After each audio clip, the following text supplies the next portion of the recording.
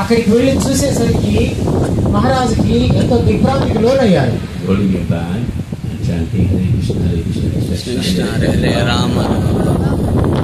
ఆయన ఏమంటే జపమాల పట్టుకుని ఆయన చక్కగా హరినామాన్ని చూపిస్తూ ఉన్నాడు.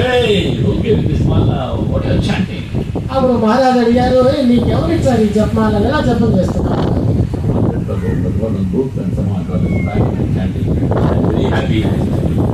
ఆయన చెప్పారు, నాకేదో రకంగా ఒక పుస్తకం దొరికింది, జపమాలు ఇచ్చారు, నేను ఈ మారుమూల అడవి ప్రాంతంలో నేను చూపిస్తూ ఉన్నాను. ఇలా చూపించడం వల్ల నాకు ఎంతో ఆనందంగా కూడా ఉంది.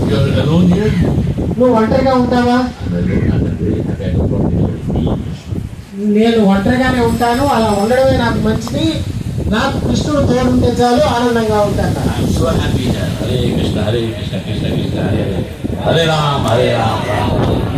నాకెంతో ఆనందంగా ఉంది, నేను మంత్రాన్ని చూపిస్తున్నాను.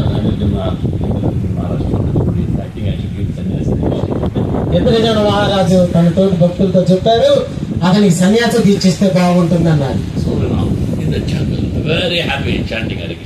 అది అడవి మారుమూల ప్రాంతం, అడవిలో ఎంతో ఆనందంగా హరినామాన్ని చూపిస్తూ ఉన్నారు.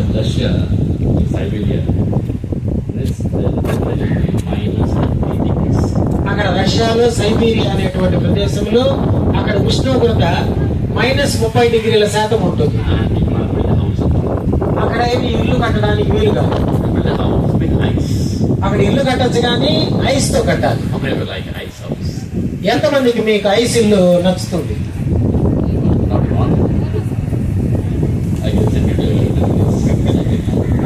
ఎవరికైనా అది ఇష్టం ఉంటే అక్కడికి పంపిస్తారు.